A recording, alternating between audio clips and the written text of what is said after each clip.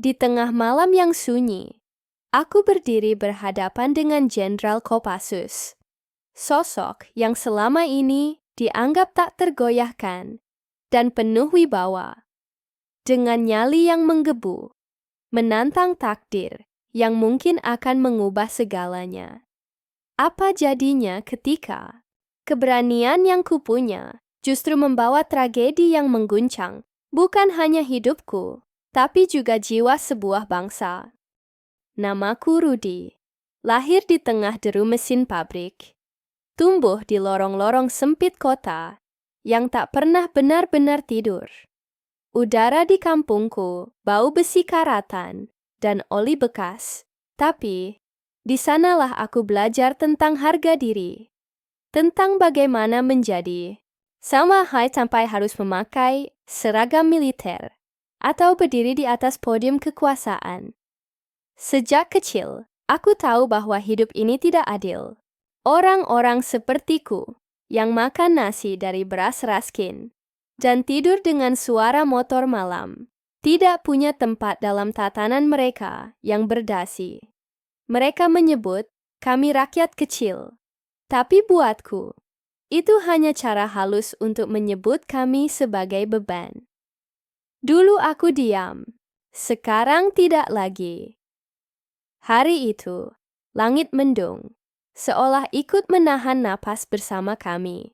Puluhan, mungkin ratusan orang berbaris di belakangku.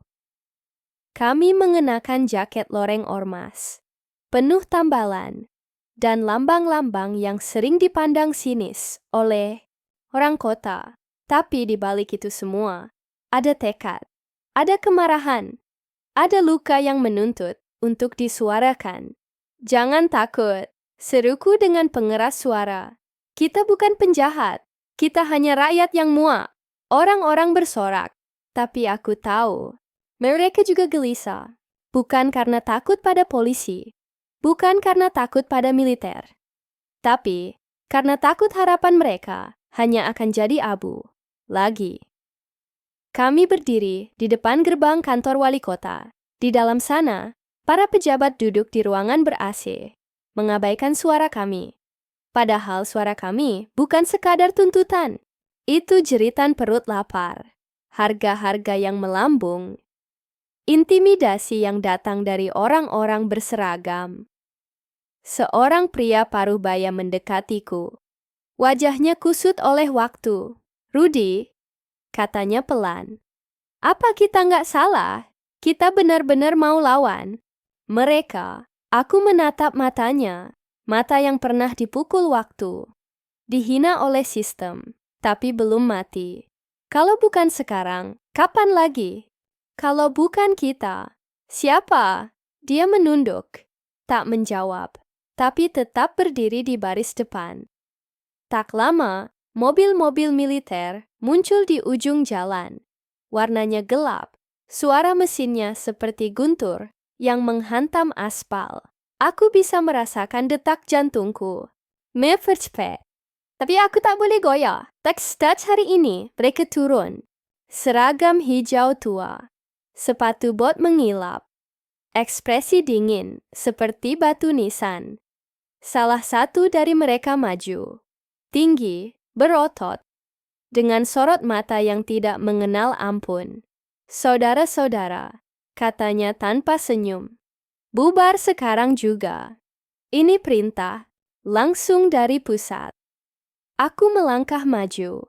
Jarak kami hanya beberapa meter. Kalau kami tidak mau, dia menghela napas. Lalu mengangkat tangannya, memberi isyarat pada pasukannya. Beberapa orang mengangkat senjata ke atas. Peluru karet, katanya. Tapi, peluru tetap peluru. Aku tahu apa yang kulakukan. Setelah itu akan menjadi berita. Tapi, aku tidak peduli. Aku melangkah lebih dekat dan menatap matanya lurus-lurus. Kami tidak akan diam. Kalau kalian pikir bisa membungkam kami dengan ancaman. Kalian salah. Matanya menyipit. Ada sedikit rasa hormat di situ. Tapi juga kemarahan. Rudy, kan?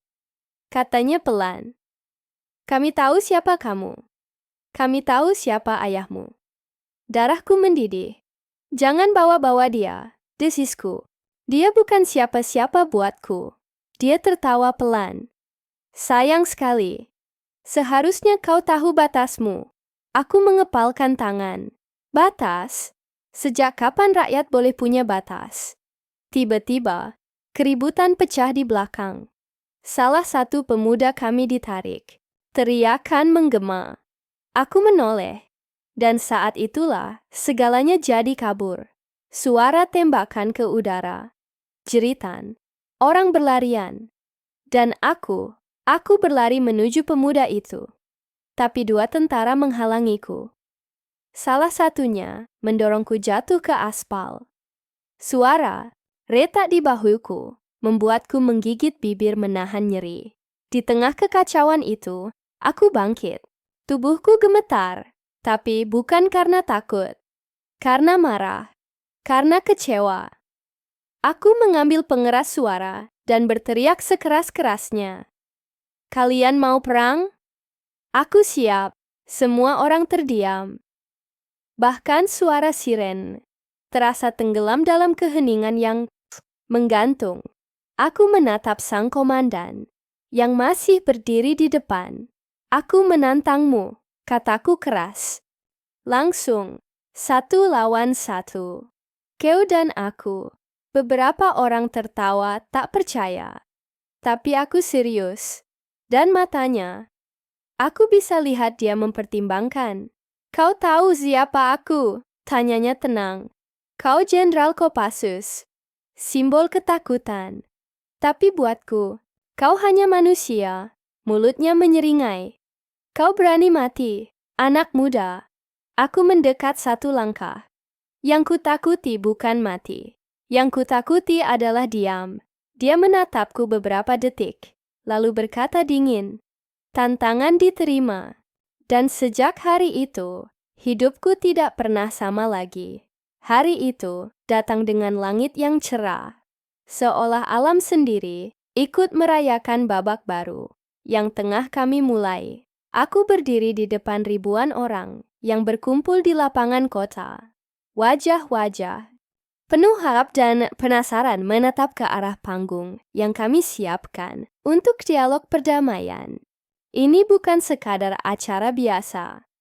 Ini adalah momentum yang kami nanti-nantikan setelah segala luka, ketakutan, dan perjuangan. Aku menatap sekeliling, melihat berbagai wajah. Ada anggota GRIP, tentara yang dulu kulihat sebagai musuh, para tokoh masyarakat, sedasius keluarga yang turut merasakan dampak kerusuhan. Semua berkumpul di sini, bukan untuk berkonflik, tapi untuk membuka hati dan pikiran. Dalam dadaku, perasaan campur aduk. Ada lega, haru, tapi juga tanggung jawab besar yang menekan. Aku mengingat kembali perjalanan panjang yang kujalani. Dari tantangan berani menghadapi Jenderal Kopassus, hingga momen mengungkap siapa aku sebenarnya. Anak seorang jenderal yang mencoba membuktikan diri tanpa menjadi bayang-bayang masa lalu. Panggung itu menjadi saksi perjuangan kami. Saksi betapa kerasnya kami berusaha menyatukan kembali fragmen-fragmen bangsa yang hampir pecah. Aku menarik napas dalam-dalam dan mulai berbicara dengan suara yang kuat, tapi penuh ketulusan. Saudara-saudara, hari ini kita tidak datang sebagai lawan, tapi sebagai saudara yang ingin membangun masa depan bersama. Kita tahu, jalan yang kita lalui tidak mudah. Ada luka yang belum sembuh, ada ketakutan yang masih menghantui.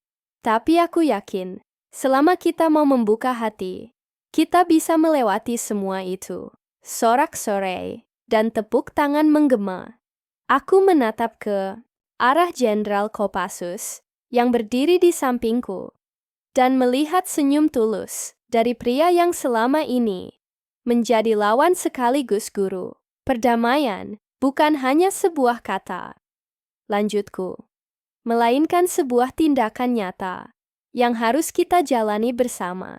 Dari dialog ini, dari pertemuan ini, mari kita mulai menulis babak baru yang penuh dengan pengertian dan harapan. Dialog pun dimulai. Aku dan Jenderal Kopassus bergantian mendengarkan suara dari masyarakat. Ada yang berbicara tentang kehilangan, tentang harapan, tentang ketidakadilan yang selama ini tersembunyi di balik kebisingan politik dan kekuasaan. Aku mendengar, aku menangis, aku merasa berat sekaligus ringan. Karena disinilah awal dari penyembuhan. Seno duduk di sampingku. Sekali mencatat dan mengingatkan aku untuk tetap fokus. Lia, jurnalis yang setia mengikuti kisahku, mengabadikan setiap momen dengan kamera dan catatan. Suara-suara itu, kata-kata mereka, adalah bahan bakar bagi perjuangan kami. Namun, perjalanan ini bukan tanpa hambatan. Di sela-sela dialog, ada kelompok yang mencoba memprovokasi, membakar semangat lama yang hampir padam. Aku harus menenangkan suasana, mengingatkan semua bahwa kami di sini untuk menyatukan, bukan memecah. Di satu titik, seorang pemuda berdiri, suaranya gemetar, tapi penuh semangat. Aku dulu benci militer. Aku kehilangan kakakku dalam konflik yang tak pernah selesai. Tapi, hari ini aku melihat ada harapan. Aku ingin percaya kita bisa berubah. Mendengar itu, aku teringat betapa pentingnya memberikan ruang bagi semua orang untuk berbicara, untuk didengar. Hari itu berlangsung hingga malam. Setelah dialog resmi usai, aku dan Jenderal Kopassus berdiri di pinggir panggung. Namaku Rudi. Lahir di tengah deru mesin pabrik. Tumbuh di lorong-lorong sempit kota yang tak pernah benar-benar tidur. Udara di kampungku bau besi karatan dan oli bekas. Tapi, di sanalah aku belajar tentang harga diri, tentang bagaimana menjadi lelaki tanpa harus memakai seragam militer atau berdiri di atas podium kekuasaan. Sejak kecil, aku tahu bahwa hidup ini tidak adil. Orang-orang sepertiku yang makan nasi dari beras, raskin dan tidur dengan suara motor malam tidak punya tempat dalam tatanan mereka yang berdasi. Mereka menyebut kami rakyat kecil, tapi buatku itu hanya cara halus untuk menyebut kami sebagai beban. Dulu aku diam, sekarang tidak lagi. Hari itu langit mendung, seolah ikut menahan napas bersama kami. Puluhan, mungkin ratusan orang berbaris di belakangku. Kami mengenakan jaket loreng ormas, penuh tambalan, dan lambang-lambang yang sering dipandang sinis oleh orang kota. Tapi di balik itu semua, ada tekad, ada kemarahan, ada luka yang menuntut untuk disuarakan. Jangan takut, seruku dengan pengeras suara. Kita bukan penjahat. Kita hanya rakyat yang muak. Orang-orang bersorak. Tapi aku tahu, mereka juga gelisah. Bukan karena takut pada polisi. Bukan karena takut pada militer. Tapi karena takut harapan mereka hanya akan jadi abu lagi. Kami berdiri di depan gerbang kantor wali kota. Di dalam sana, para pejabat duduk di ruangan ber-AC, mengabaikan suara kami. Padahal suara kami bukan sekadar tuntutan. Itu jeritan perut lapar, harga-harga yang melambung, intimidasi yang datang dari orang-orang berseragam. Seorang pria parubaya mendekatiku. Wajahnya kusut oleh waktu. Rudi, katanya pelan. Apa kita nggak salah? Kita benar-benar mau lawan. Mereka. Aku menatap matanya. Mata yang pernah dipukul waktu, dihina oleh sistem, tapi belum mati. Kalau bukan sekarang, kapan lagi? Kalau bukan kita, siapa? Dia menunduk, tak menjawab. Tapi, tetap berdiri di baris depan. Tak lama, mobil-mobil militer muncul di ujung jalan. Warnanya gelap, suara mesinnya seperti guntur yang menghantam aspal. Aku bisa merasakan detak jantungku mempercepat, tapi aku tak boleh goyah. Tidak hari ini, mereka turun. Seragam hijau tua, sepatu bot mengilap, ekspresi dingin seperti batu nisan. Salah satu dari mereka maju, tinggi, berotot, dengan sorot mata yang tidak mengenal ampun. Saudara-saudara, katanya tanpa senyum. Bubar sekarang juga. Ini perintah. Langsung dari pusat, aku melangkah maju. Jarak kami hanya beberapa meter. Kalau kami tidak mau, dia menghela napas, lalu mengangkat tangannya, memberi isyarat pada pasukannya. Beberapa orang mengangkat senjata ke atas. Peluru karet, katanya. Tapi peluru tetap peluru. Aku tahu apa yang kulakukan. Setelah itu akan menjadi berita. Tapi aku tidak peduli. Aku melangkah lebih dekat dan menatap matanya lurus-lurus. Kami tidak akan diam. Kalau kalian pikir bisa membungkam kami dengan ancaman. Kianci selesai. Matanya dia menyipit. Ada sedikit rasa hormat di situ. Tapi juga kemarahan. Rudy, kan? Katanya pelan. Kami tahu siapa kamu. Kami tahu siapa ayahmu. Darahku mendidih. Jangan bawa-bawa dia, desisku. Dia bukan siapa-siapa buatku. Dia tertawa pelan. Sayang sekali. Seharusnya kau tahu batasmu. Aku mengepalkan tangan. Batas? Sejak kapan rakyat boleh punya batas? Tiba-tiba, keributan pecah di belakang. Salah satu pemuda kami ditarik. Teriakan menggema. Aku menoleh. Dan saat itulah, segalanya jadi kabur. Suara tembakan ke udara. Jeritan. Orang berlarian. Dan aku berlari menuju pemuda itu. Tapi dua tentara menghalangiku. Salah satunya mendorongku jatuh ke aspal. Suara retak di bahuku membuatku menggigit bibir menahan nyeri. Di tengah kekacauan itu, aku bangkit. Tubuhku gemetar, tapi bukan karena takut. Karena marah. Karena kecewa. Aku mengambil pengeras suara dan berteriak sekeras-kerasnya. Kalian mau perang? Aku siap. Semua orang terdiam. Bahkan suara sirene terasa tenggelam dalam keheningan yang mengetahui. Aku menatap sang komandan yang masih berdiri di depan. Aku menantangmu, kataku keras. Langsung, 1 lawan 1. Kau dan aku. Beberapa orang tertawa tak percaya. Tapi aku serius. Dan matanya, aku bisa lihat dia mempertimbangkan. Kau tahu siapa aku? Tanyanya tenang. Kau Jenderal Kopassus. Simbol ketakutan. Tapi buatku, kau hanya manusia. Mulutnya menyeringai. Kau berani mati, anak muda. Aku mendekat 1 langkah. Yang kutakuti bukan mati. Yang kutakuti adalah diam. Dia menatapku beberapa detik. Lalu berkata dingin, tantangan diterima. Dan sejak hari itu, hidupku tidak pernah sama lagi. Hari itu datang dengan langit yang cerah. Seolah alam sendiri ikut merayakan babak baru yang tengah kami mulai.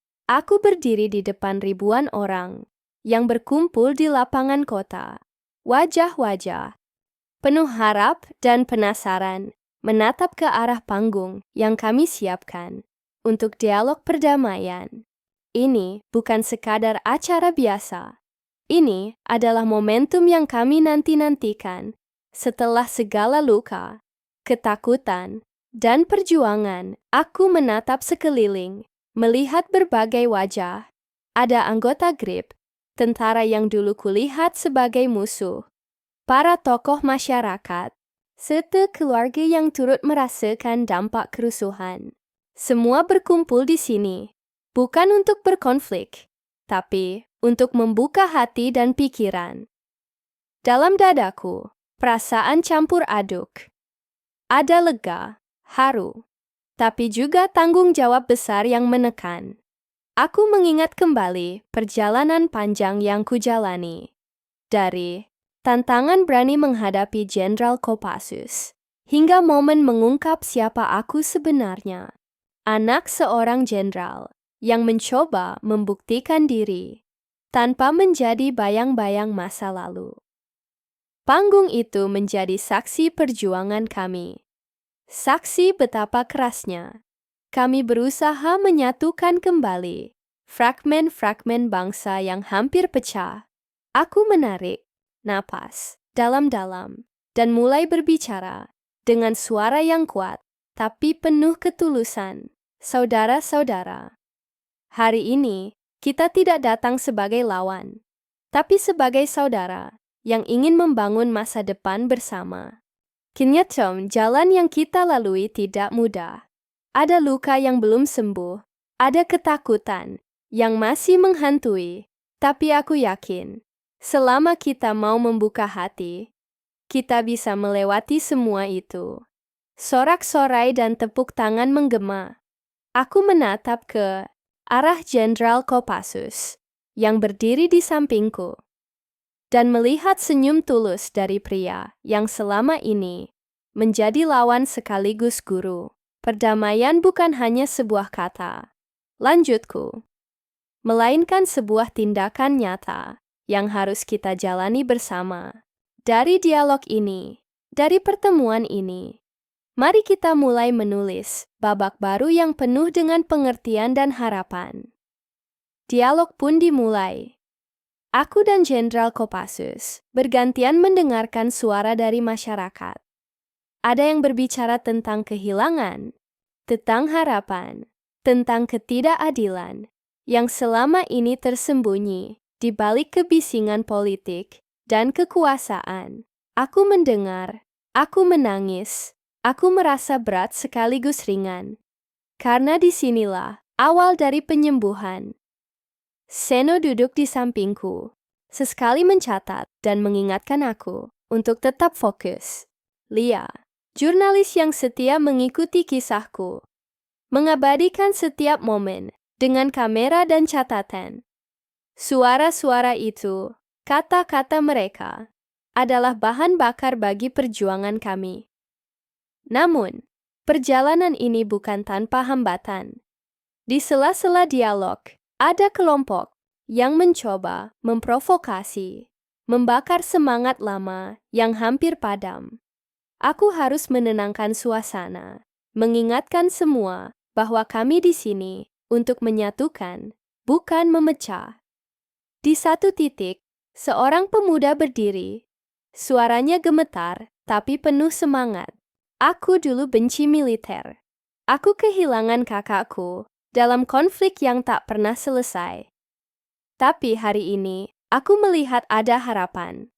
Aku ingin percaya kita bisa berubah. Mendengar itu, aku teringat betapa pentingnya memberikan ruang bagi semua orang untuk berbicara, untuk didengar. Hari itu berlangsung hingga malam.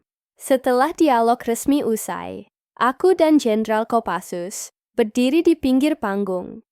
Mereka menyamar, tak bawa atribut, tapi jelas dari sikap dan cara bicara.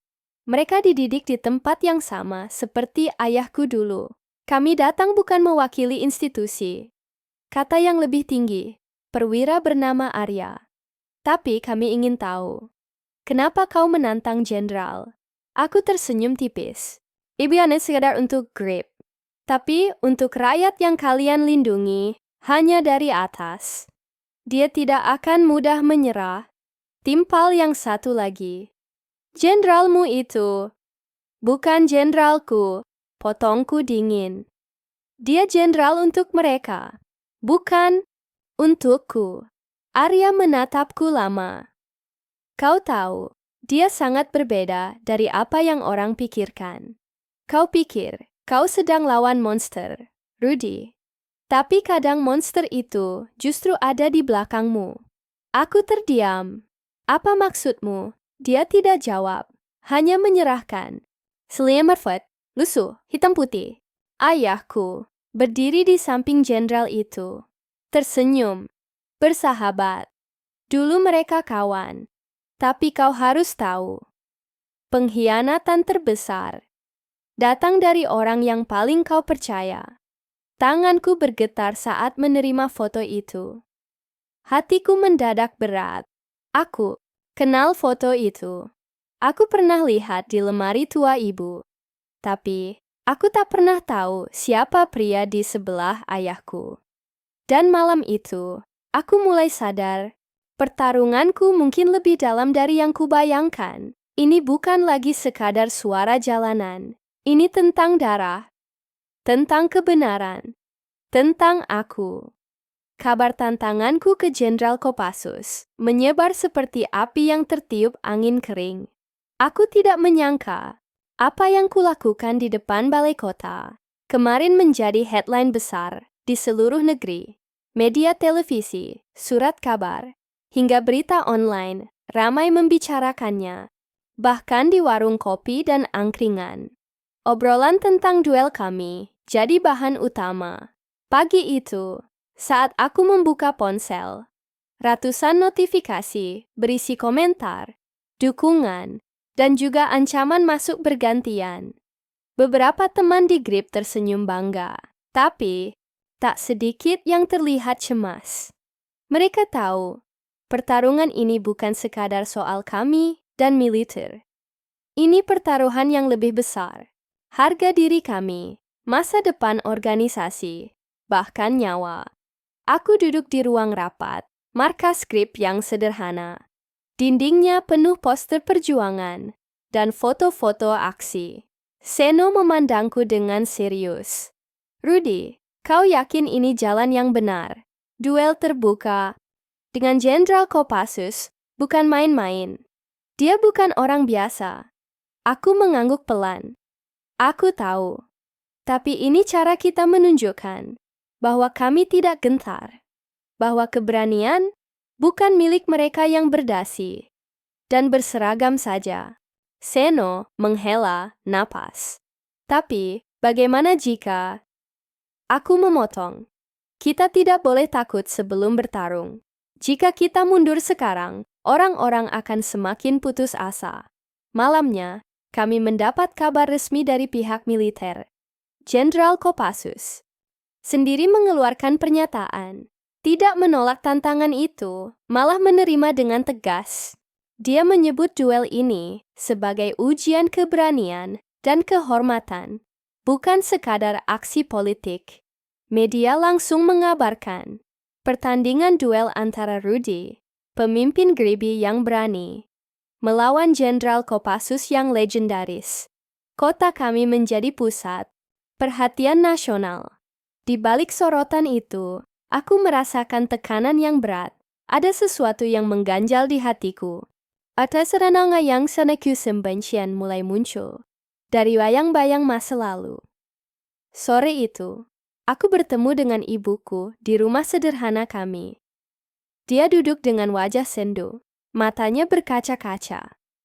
Rudy, kau tahu siapa ayahmu sebenarnya? Tanyanya. Pelan, aku menatapnya. Aku tahu ibu, tapi aku tidak ingin hidup dalam bayang-bayangnya. Dia menggenggam tanganku erat.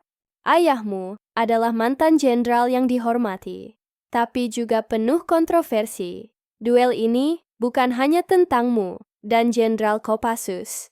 Ini tentang keluargamu juga. Aku menunduk, merasakan beban yang semakin berat di pundakku.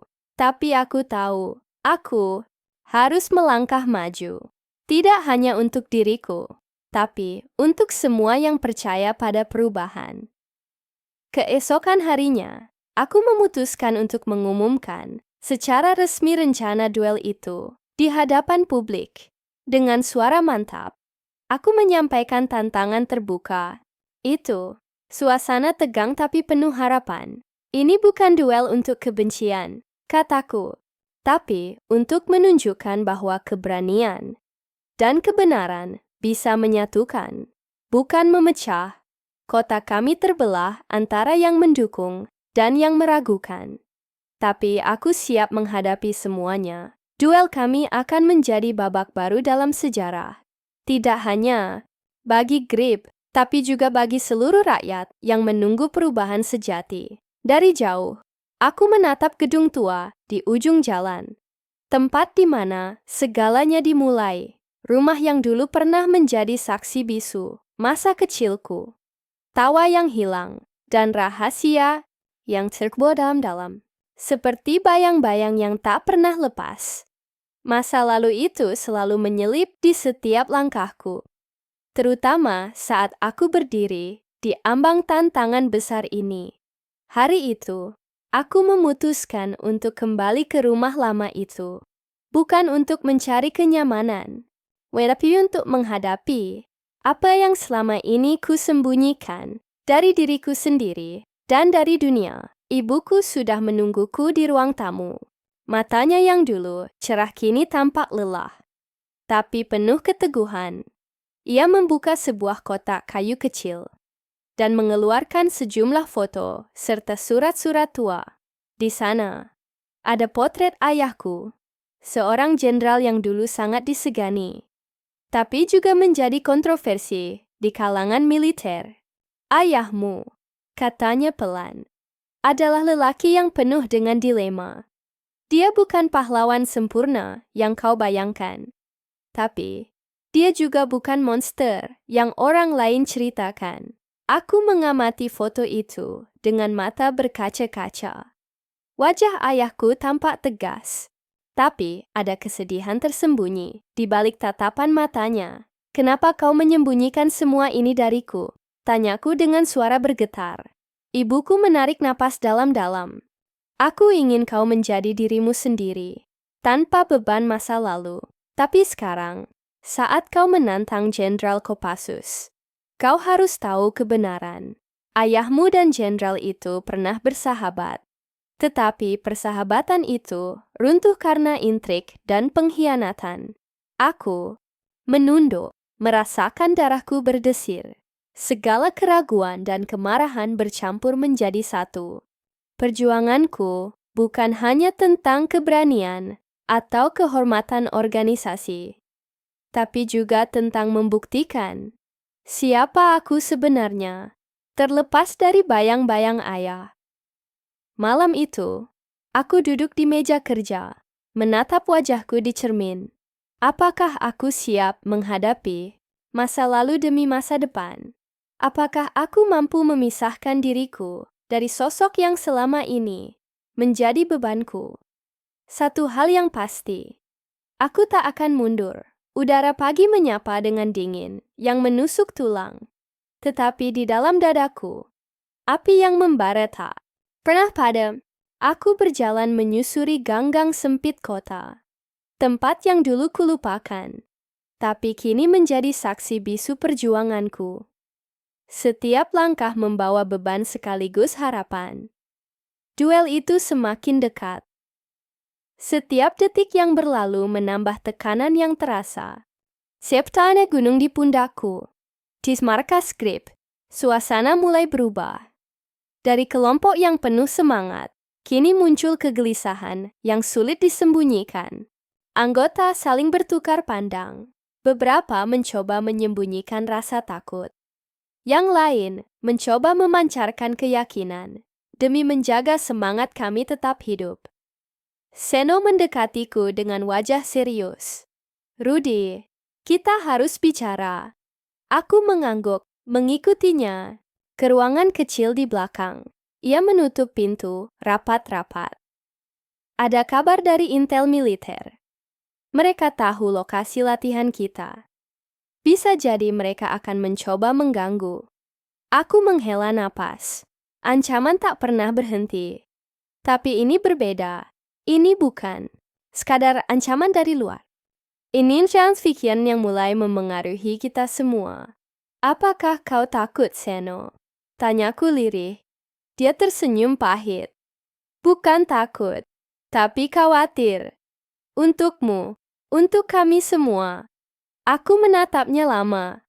Aku sendiri juga punya rasa takut yang sama. Takut gagal. Takut mengecewakan mereka yang percaya padaku. Tapi, aku tahu, mundur bukan pilihan. Hari-hari berikutnya diisi dengan persiapan intensif, latihan fisik, strategi, hingga mental kami diasah tanpa henti. Aku belajar mengendalikan emosiku, walau sulit menyingkirkan bayang-bayang ayah yang selalu menghantui. Di tengah kesibukan itu, aku bertemu dengan seseorang yang tak kusangka akan hadir. Lia, seorang jurnalis muda yang ingin menggali kisahku lebih dalam. Dia datang bukan untuk mencari sensasi, tapi untuk memahami. Dalam sebuah wawancara di sudut kafe kecil, aku membuka sebagian ceritaku tentang masa lalu, tentang perjuangan, dan tentang harapan yang kupunya. Kau yakin duel ini jawabannya? Tanyanya dengan mata penuh keingintahuan. Aku menarik napas panjang. Aku tidak yakin apapun benar atau salah. Tapi aku tahu, diam bukan pilihan. Wawancara itu tersebar cepat, membuat kisahku jadi lebih manusiawi. Bukan lagi sekadar berita headline, tapi cerita seorang lelaki yang berjuang demi sesuatu yang lebih besar dari dirinya sendiri. Namun, di balik itu semua, tekanan semakin berat. Aku mulai merasakan ada mata-mata di sekitar kami. Setiap langkah dipantau, setiap gerak-gerik dicatat. Satu malam, aku mendapat pesan anonim di ponsel. Hentikan duel ini, atau kau akan menyesal seumur hidup. Aku menatap layar ponsel dengan tangan bergetar. Pesan itu bukan sekadar ancaman kosong. Itu peringatan dari dunia yang tak bisa kupahami sepenuhnya. Namun, aku berdiri tegak.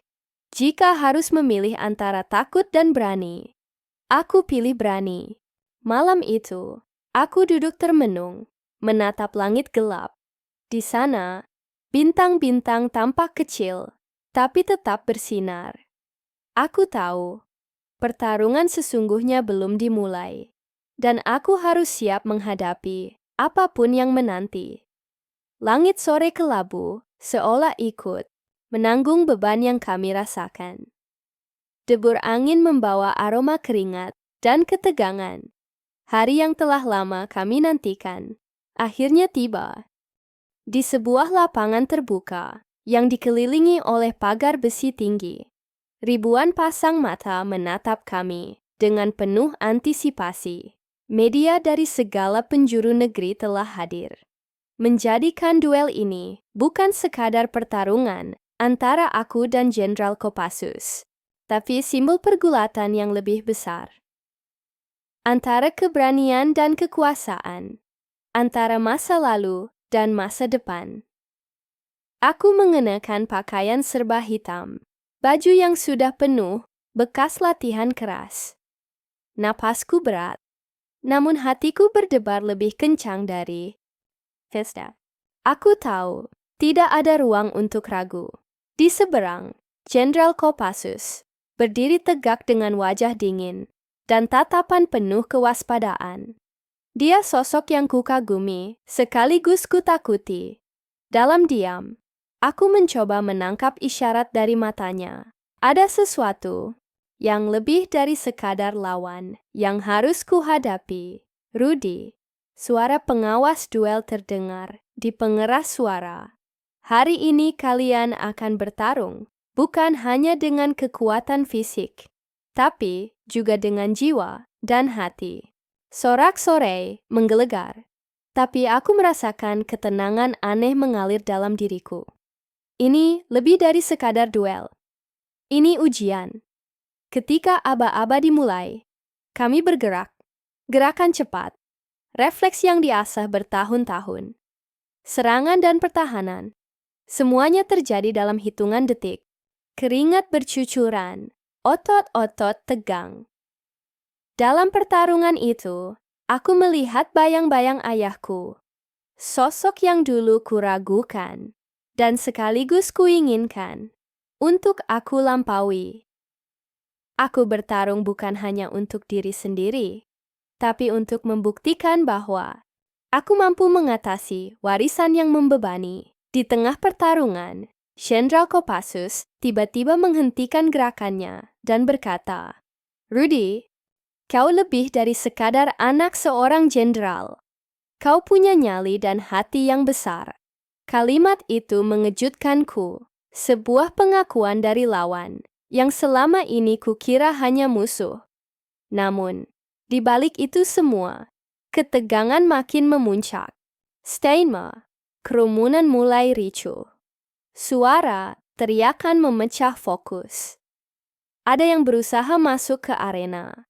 Ada yang mulai melempar batu.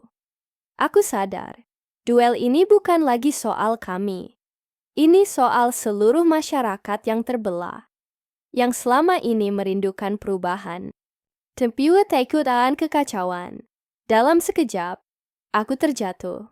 Luka di tangan dan lutut terasa panas. Tapi aku tetap bangkit. Kita harus hentikan ini. Teriakku, mencoba menguasai situasi. Namun, kerusuhan semakin parah. Polisi dan militer mulai. Tuntangan, suara sirene menggema. Teriakan amarah dan ketakutan bercampur menjadi satu. Aku menatap Jenderal Kopassus, yang kini juga tampak gelisah. "Apa yang telah kita mulai?" bisikku dalam hati. Bab 6 ini menandai puncak ketegangan dan konflik. Jika kamu ingin, aku siap. Lanjutkan ke bab 7, yang akan mengungkap dampak dari duel ini, serta plot twist yang kamu inginkan. Mau aku teruskan? Ampash Moy 1 Mini. Kegaduhan yang terjadi di arena duel berubah menjadi mimpi buruk nyata. Suara bentrokan, teriakan, dan sirene saling bertumpuk, membuat situasi semakin kacau. Aku terjatuh dengan luka yang mulai mengeluarkan darah segar, tapi yang lebih menyakitkan adalah luka dalam yang tiba-tiba terbuka. Rahasia yang selama ini kusembunyikan. Dalam keributan itu, aku melihat Jenderal Kopassus berdiri beberapa meter dariku. Wajahnya tampak serius, tapi ada keraguan yang jelas terpancar. Dia bukan lagi lawan yang kukenal dari kabar dan cerita. Ada sisi manusiawi yang tersembunyi di balik topeng kekuatan itu. Sementara itu, tiba-tiba seorang pria tua muncul dari kerumunan. Matanya menatap tajam ke arahku. Aku mengenali sosok itu dengan perlahan. Hati berdetak kencang. "Rudy." Suara pria itu berat. "Kita harus bicara. Sekarang." Aku tak punya pilihan selain mengikuti dia ke sebuah sudut yang lebih sepi, jauh dari kerusuhan. "Siapa kau?" tanyaku. Suara penuh curiga. Dia menarik napas panjang. "Aku ayahmu." Kata-kata itu menghentakkan jantungku. Pria di depanku bukan sekadar seorang pria tua biasa. Dia adalah mantan jenderal yang selama ini menjadi bayang-bayang dalam hidupku. "Aku tahu apa yang kau lakukan, dan aku tahu risiko yang kau hadapi," lanjutnya. "Tapi kau harus mengerti, duel ini bukan hanya tentang keberanianmu. Ini juga tentang hubungan rapuh antara militer dan masyarakat. Jika kau teruskan, bukan hanya nyawamu yang terancam, tapi perdamaian kita." Aku terdiam, segala kemarahan dan kebingungan bercampur jadi satu. Selama ini aku berjuang sendiri, melawan bayang-bayang ayah yang kutakuti. Tapi sekarang, dia hadir di hadapanku, membawa kebenaran yang sulit diterima. "Ayah, aku ingin membuktikan bahwa aku lebih dari sekadar anak seorang jenderal. Aku ingin membuktikan bahwa aku bisa mengubah segalanya." Suaraku bergetar. Dia mengangguk pelan. "Itu yang kubanggakan darimu, Rudy. Tapi ingat, keberanian bukan hanya tentang berani bertarung, tapi juga berani berdamai." Kembali ke arena, kerusuhan makin meluas. Polisi dan militer semakin sulit mengendalikan massa. Aku tahu, jika ini terus berlanjut, akan banyak korban yang jatuh. Dengan suara serak, aku mengangkat tangan, berusaha menarik perhatian semua yang hadir. Hentikan pertikaian ini, teriakku. Aku tahu, banyak dari kalian yang terluka dan marah. Tapi kekerasan bukan jawabannya.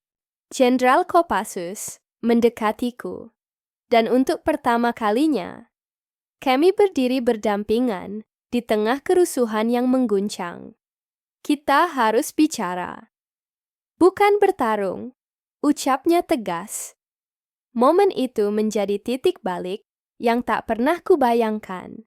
Pertarungan yang kupikir akan berakhir dengan kemenangan atau kekalahan, berubah menjadi panggilan untuk perdamaian dan pemahaman. Kerusuhan yang menggelegak perlahan mulai mereda. Suara teriakan berganti dengan bisik-bisik penuh kecemasan dan harapan.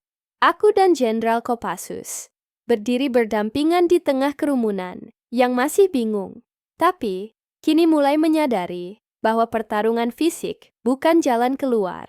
Di bawah sorotan, lampu sorot media, dan sorak-sorai massa, kami duduk bersama di sebuah meja sederhana yang disiapkan di pinggir arena. Kamera-kamera mengarah ke kami, merekam momen yang tak pernah terbayangkan oleh siapapun. Jenderal Kopassus menatapku dengan tatapan yang kini lebih lembut dan penuh pengertian. Rudy, aku tahu betapa berat beban yang kau pikul. Tidak mudah menjadi anak seorang jenderal, apalagi ketika kau harus menorehkan namamu sendiri. Aku mengangguk, berusaha menahan emosi yang membuncah. Aku ingin membuktikan sesuatu bukan hanya kepada dunia, tapi juga kepada diriku sendiri, bahwa aku bisa berbeda dan membawa perubahan. Dia tersenyum kecil. Itulah alasan mengapa kita harus berdialog, bukan bertarung. Perbedaan tidak harus jadi alasan perpecahan. Percakapan kami berlanjut, membuka banyak sisi yang selama ini tersembunyi. Aku menceritakan tentang perjuangan di Grip, harapan kami untuk perubahan, dan rasa sakit yang kami rasakan akibat ketidakadilan. Jenderal Kopassus pun berbagi pengalamannya tentang disiplin militer, tanggung jawab besar yang dipikulnya, dan rasa frustrasi melihat jarak antara militer dan masyarakat. Momen itu bukan sekadar pembicaraan antara dua orang, tapi simbol harapan baru yang meresap ke hati banyak yang hadir. Sementara itu, aku tahu luka di tanganku masih menganga, tapi kini terasa ringan dibanding beban yang mulai kulepaskan.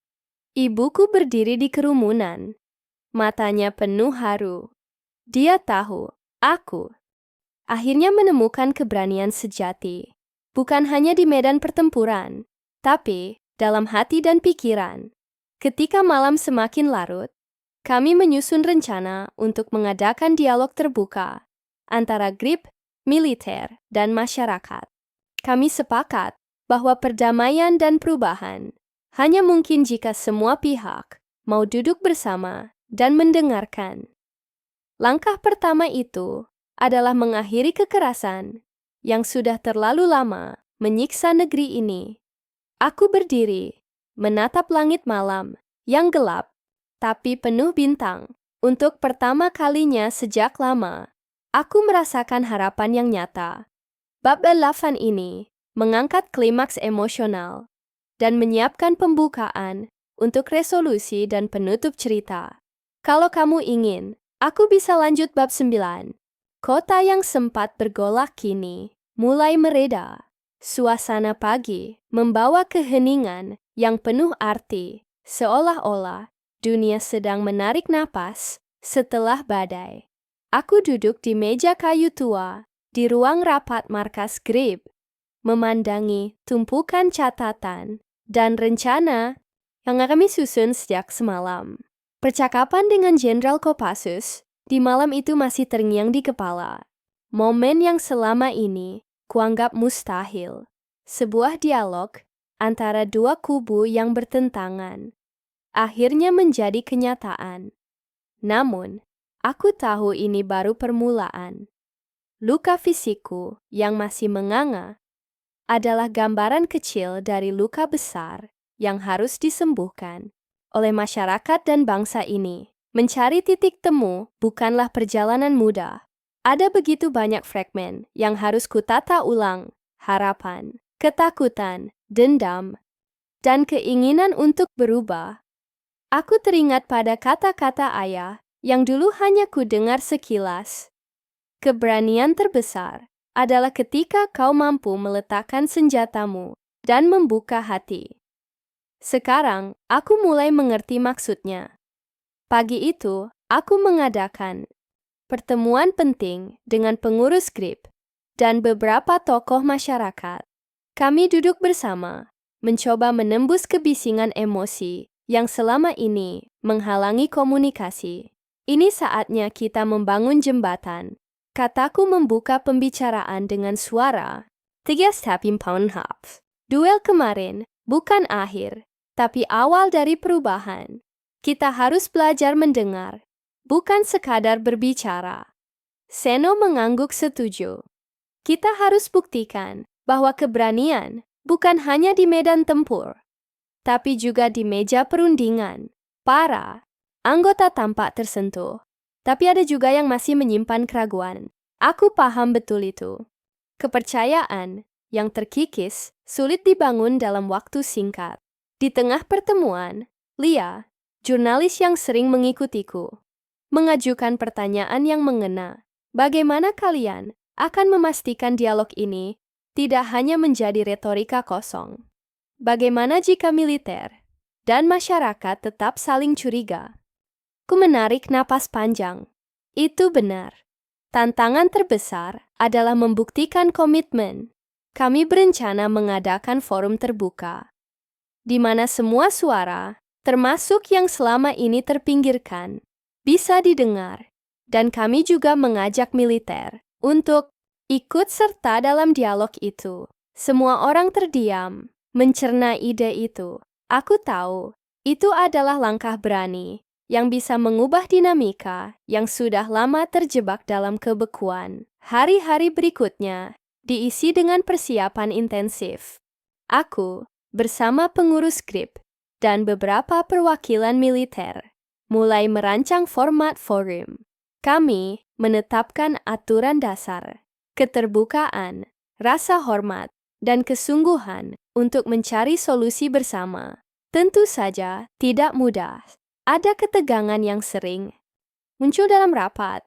Kadang, suara-suara lantang yang menginginkan perubahan drastis bertabrakan dengan mereka yang masih percaya pada cara-cara lama. Tapi, aku berusaha menjadi penengah, mengingatkan bahwa tujuan kita sama, kedamaian dan keadilan. Ini aku menstayas teleponer Yaya. Rudy, katanya lembut, aku ingin membantu. Aku tahu banyak orang yang masih menyimpan prasangka terhadapku, tapi aku ingin berkontribusi untuk perdamaian ini. Aku terkejut, tapi juga lega. Terima kasih, Hen Ayah. Kehadiranmu sangat berarti. Dia berjanji akan menggunakan jaringan dan pengaruhnya untuk mendukung forum dan meredakan ketegangan di internal militer. Hari-hari itu juga aku habiskan menemui berbagai elemen masyarakat, dari pedagang kaki lima hingga tokoh adat, dari pemuda yang frustrasi hingga guru yang peduli. Aku mendengarkan cerita dan harapan mereka. Banyak yang terluka dan kecewa, tapi ada juga secercah harapan yang tumbuh perlahan. Dialog antar kelompok mulai berjalan dengan lancar. Forum itu menjadi ruang aman bagi mereka yang selama ini hanya bisa berteriak dalam kesunyian. Satu malam, aku duduk sendiri di balkon rumah, menatap bintang. Bayang-bayang, masa lalu masih menyusup ke pikiranku. Tapi kini aku lebih kuat. Aku tahu, keberanian sejati bukan hanya soal bertarung, tapi juga soal berdamai dengan diri sendiri dan orang lain. Malam itu, aku menulis surat untuk anggota GRIP dan masyarakat luas. Sebuah pesan yang kuharap bisa menyatukan semua hati yang terpecah. Kita telah melalui banyak luka dan perpisahan, tapi aku percaya dalam setiap keping yang retak, ada kesempatan untuk menyatukan kembali. Mari kita bangun masa depan yang damai. Bukan dengan kekerasan, tapi dengan pengertian dan keberanian untuk berubah. Aku mengakhiri surat itu dengan harapan yang dalam bahwa perjalanan panjang ini akan berbuah damai dan bahwa kita semua, terlepas dari latar belakang dan perbedaan, bisa bersatu untuk sebuah bangsa yang lebih baik. Sore berganti malam. Lampu-lampu kota mulai menyala, menerangi jalanan yang kini jauh lebih tenang dari sebelumnya. Aku berjalan perlahan di trotoar, yang dulu penuh hiruk-pikuk protes dan kekacauan. Namun hari ini, suara-suara itu sudah digantikan oleh tawa, anak-anak yang bermain, dan obrolan hangat para tetangga. Di kejauhan, aku melihat sebuah taman kecil yang dulu menjadi saksi bisu kerusuhan. Sekarang, taman itu dipenuhi oleh bunga-bunga yang mulai bermekaran, sebuah lambang kebangkitan dan harapan baru. Aku melangkah masuk, duduk di bangku kayu yang familiar, dan memejamkan mata. Dalam hening itu, aku merasakan damai yang selama ini ku cari. Tidak ada lagi dendam yang membebani. Tidak ada lagi rasa takut yang menggerogoti hati. Hanya ada keteguhan dan keyakinan bahwa masa depan bisa kita bentuk dengan tangan sendiri. Perdamaian bukanlah akhir dari perjuangan, melainkan awal dari sebuah perjalanan panjang.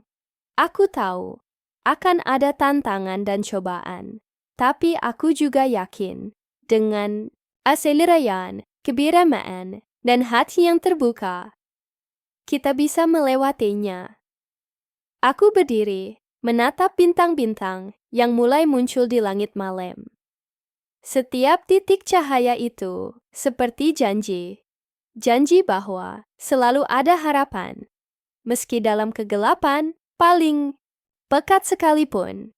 Dan dengan langkah mantap, aku melangkah maju. Siap menyongsong hari esok yang penuh dengan kemungkinan.